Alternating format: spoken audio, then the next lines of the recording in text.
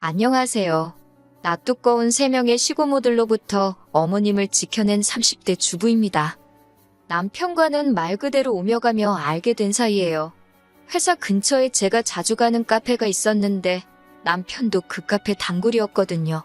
왜 같이 엘리베이터 타면서 서로 얼굴은 익숙해졌는데 인사하기는 좀 어색한 사이 있잖아요? 남편하고 제가 딱 그랬어요. 그러다 하루는 남편도 저만큼이나 어색하고 답답했는지 자기가 먼저 저한테 말을 걸더라고요. 당연히 처음엔 좀 당황스러웠습니다. 원래 제가 내성적인 성격이기도 하고 모르는 사람하고 말을 섞는 편이 아니었거든요. 그런데 내일이고 내일 모레고 보나마나 또 마주칠 텐데 남편을 무안하게 하는 것도 좋은 생각 같지는 않았고 그래서 저도 적당히 대꾸를 했네요. 그리고 그날을 계기로 이후로 저희는 마주칠 때면 서로 안부도 묻고 가벼운 대화도 나누다가 자연스럽게 밥 한 번 같이 먹는 사이가 되었고 반년쯤 지났을 땐 연인 사이로 발전했습니다. 여담이지만 저희가 사귀기 시작한 걸 알게 된 카페 사장님은 저희만큼이나 즐거워하시더라고요. 저희는 4년 가까운 시간을 만났어요. 길다면 긴 시간을 연인 사이로 지내는 동안 별의별 일을 다 겪긴 했지만 그래도 큰 다툼이나 헤어지네만에 하는 고비는 없었네요. 그리고 그 사이 어느덧 남편이나 저나 나이는 30대 중반을 향해 갔고 그래서 둘의 결혼이 당연하게 느껴지더라고요. 남편은 가을에 어느 날 저에게 프로포즈를 해왔고 저는 기쁜 마음으로 수락했습니다. 곧이어 저희는 양가 어른들과 주변 사람들의 큰 축복 속에서 부부의 연을 맺게 되었지요. 저희 결혼에 대해서 조금 더 이야기해보자면 일단 남편이나 저나 사회생활을 10년 가까이 했기에 모아둔 돈은 제법 있었어요. 남편의 경우 8천만 원의 현금과 대출이 남은 자동차 한 대가 있었고 저는 7천에 아버지가 주신 자동차가 있었지요. 한 집에 차가 2대나 필요할까 싶었지만 그렇다고 멀쩡한 차를 파는 것도 아까우니까 이건 각자 관리하기로 했어요. 집은 매매 대신 전세를 선택했는데 이유는 단순했습니다. 남편이나 저나 이직부터 이민까지 다양한 상황을 염려해 두고 있었기 때문에 한 곳에 정착하는 건 좀 늦추고 싶었거든요. 게다가 전세로 계약한 오피스텔이 신축이었던 덕분인지 웬만한 가전제품은 다 갖추어져 있대요. 그래서 여러모로 돈을 많이 아낄 수 있었지요. 하지만 저희가 신혼집을 구하고 얼마 지나지 않아서 저는 생각지도 못했던 사실을 알게 되었습니다. 그건 바로 저희 집이 남편의 고모님, 그러니까 시고모 댁과 굉장히 가까운 거리에 있다는 사실을 말이에요. 남편에게는 아버님보단 나이가 많은 3명의 누님들이, 그러니까 저에게는 시고모들이 있었는데 3분 다 보통이 아니라는 이야기는 진작에 남편을 통해서 들었습니다. 어머님은 아버님과 중매로 만나셨는데 아버님이 그렇게 어머님을 쫓아다니셨던 모양이에요. 지금이야 저를 포함한 여자들이 싫으면 싫다 좋으면 좋다 소리도 하긴 하지만 예전에는 그것도 쉬운 일이 아니었잖아요. 그렇다 보니 어머님은 당신 의사 표현을 제대로 못하셨답니다. 거기다 어머님 의사와는 상관없이 어머님 부모님, 그러니까 시외조 부모님이시지요. 그분들은 아버님을 꽤나 마음에 들어하셨던 모양이에요. 그래서 휘뚜루마뚜루 어머님 아버님이 결혼을 하게 되셨다고요. 그런데 결혼식을 올리고 나니까 시할머니 시집살이보다 시고모들 시집살이가 그렇게 후되더래요. 참고로 저는 이 이야기를 남편에게도 전해 듣고 어머님께도 지나가는 넋두리처럼 2번 들었네요. 특히 남편이 말하기를 자기가 좀 컸을 때는 어머님이 아픈 시할머님을 모시고 살게 되었는데 그렇게 3분의 시고모님이 번갈아가며 집을 드나들더랍니다. 말로는 자기들 어머니인 시할머니를 보러 오는 거였지만 아들인 남편이 느끼기에도 와서 어머님이 살림은 어떻게 하는지 막말로 시할머니한테 해코지는 안 하는지 그런 거 감시하러 드나드는 것 같았다나요. 아무튼 그래서인지 남편도 시고모들이라면 아주 치를 떨어요. 그런데 문제는 어머님께서는 시할머니까지 돌아가신 마당에도 시고모들 앞에서는 어쩐지 겁먹은 생쥐마냥 제대로 길을 펴지 못하시더라고요. 그리고 그 불똥은 저한테까지 튀었지요. 처음 시작은 연락 문제였습니다. 일단 남편은 외동이에요. 그래서 결혼 이야기가 나오면서 저에게 부탁하기를 딸 같은 며느리가 되어달랍니다. 저희 집에도 자기가 친아들처럼 잘하겠다 하면서요. 이게 대리효도를 해달라는 소리인가 싶어서 썩 기분 좋게 들리지는 않았지만 친정어머니에게 이야기하니 서로 잘하고 살자는 거 아니겠냐며 저더러 너무 심각하게 생각하지 말라셨습니다. 또 그 말을 듣고 보니 어머님과 잘 지내서 저한테 나쁠 것도 없잖아요. 그래서 알겠다 했고 정확히 바라는 게 뭐냐 하니 별건 아니고 이따금씩 어머님께 전화도 드리고 만나서 말동무 좀 해드리면 좋겠다고요. 솔직히 그때는 겁대가리가 없었다고 해야 하나 그게 뭐 별거냐 싶어서 호기롭게 그러겠다 했어요.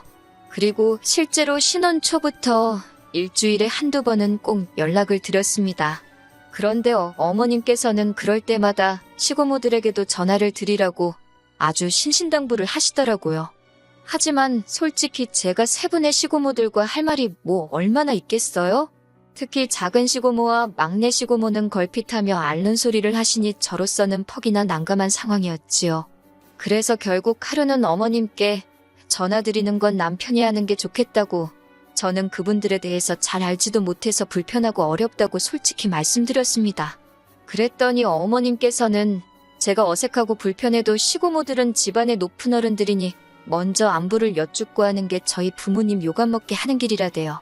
뜬금없이 저희 부모님 어쩌고 하고 말이 나오니 기분이 정말 나쁘더라고요. 결국 제가 어머님께 설령 시고모들이 그런 일로 제 험담을 하시거든 어머님이 못하게 막아주셔야 하는 거 아니냐고 물었습니다. 그랬더니 어머님이 잠시 뭔가 생각하시는 듯 말씀을 멈추시더니 곧이어 그건 당신이 알아서 할 테니 일단 저는 제 도리에 맞게 행동하라대요. 솔직히 납득은 안 되었지만 그래도 이때는 적어도 제 편에 서주시긴 하시려나 보다 그렇게 믿고 알겠다 했어요. 하지만 얼마 후 정말 황당한 일을 겪게 되었습니다. 어머님께서 연락을 해오셨는데 워낙 늦은 저녁 시간이었던지라 저나 남편이나 순간 어머님 아버님께 무슨 일이라도 있는 줄 알고 깜짝 놀라 전화를 받았어요. 하지만 어머님이 꺼내신 말씀은 저희 예상을 완전히 빗나가 있었지요. 오늘이 큰 시고모 생신이라며 저희가 전화를 드렸는지 물으셨거든요. 생각지도 못한 이야기에 일단 저는 몰라서 못했다고 순순히 말씀드렸어요. 그러자 어머님이 큰 시고모 생일도 모르면 어쩌냐면 안처해 하셨고 저는 남편이 말해주지 않아서 몰랐다고 다시 한번 대답했네요. 그러자 어머님께서 하시는 말씀이 남편이 챙기는 건 챙기는 거고 제가 할 도리는 제가 알아서 해야 되는 법이라나요. 그러자 옆에서 듣고 있던 남편이 안 되겠다 싶었는지 무슨 그런 억지냐며 어머님과 제 전화 사이에 끼어들대요. 그리고는 어머님더러 앞으로 시고모에 관해서 하실 말씀이 있으면 괜한 며느리 잡지 말고 아들인 자기한테 하라더군요. 그러자 어머님께서는 남편더러 아내 편드는 건 팔불출이다. 별꼴을 다 보겠다 하시더니 지금이라도 전화드리랍니다. 그러면서 저더러 넌 남편 잘 만나 좋겠다고 한마디 쏘아붙이시대요. 어머님과 전화를 끊자마자 곧바로 남편이 큰 시고모께 전화를 드렸어요. 어쨌든 어머님으로부터 전화까지 받았으니 모른 척 그냥 넘어갈 순 없었으니까요. 그리고 어머님의 말씀대로 큰 시고모가 화가 많이 나셨더라고요.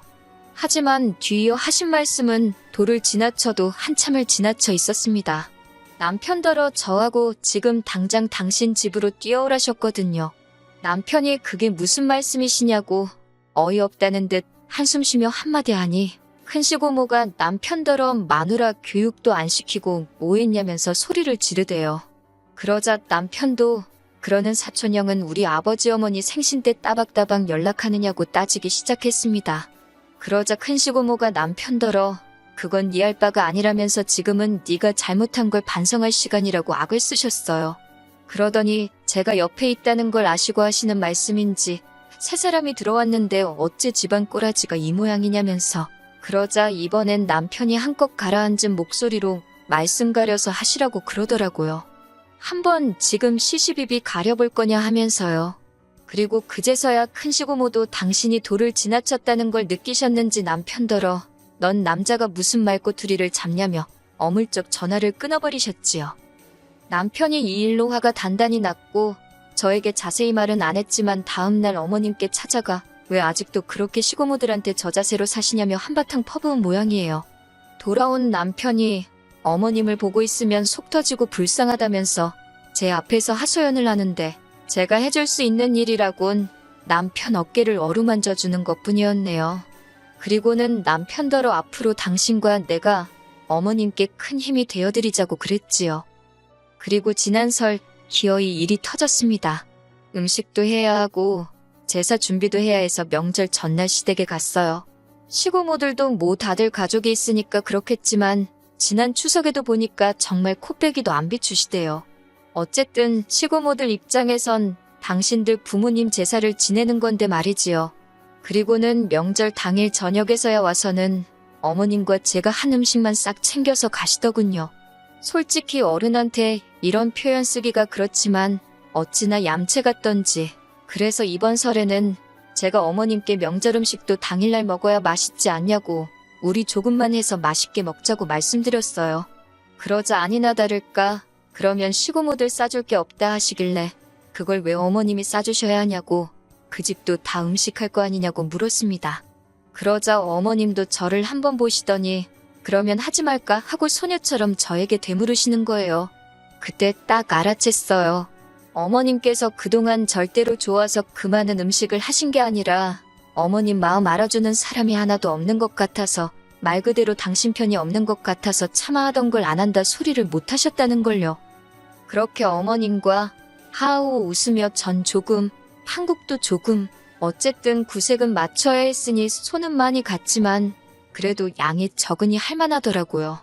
지난 추석에 비하면 누워서 떡 먹기가 따로 없었지요. 그리고 아니나 다를까 명절 당일 저녁 시고모들이 하나둘씩 나타났습니다. 원래대로라면 전 친정에 가 있어야 했지만 친정 부모님께도 미리 상황을 말씀드렸네요. 어머님이 시고모들에게 당할 게 불보듯 뻔해서 혼자 계시게 할 수가 없으니 시고모들만 보고 가겠다고요. 그리고 아니나 다를까 시고모들은 집에 와서는 제사는 잘 지냈냐 그런 질문은 여버리고 음식 한 거 다 어딨냐며 어머님더러 음식 좀 챙겨보라고 그러대요. 그래놓곤 자기들은 죄다 거실로 모여 앉아서 저더러 과일 없냐 커피 없냐 딱 보니 어머님이 어쩔 줄 몰라 하시길래 시고모들더러 오늘은 챙겨드릴 음식이 없다 했습니다. 저도 어머님도 힘에 부쳐서 저희 먹을 만큼만 했다고요. 그랬더니 작은 시고모가 어이가 없다며 호들갑을 떨기 시작했어요. 막내 시고모도 그럴 것 같으면 미리 말을 해줘야 헛걸음을 안 했을 거 아니냐며 짜증을 냈고요.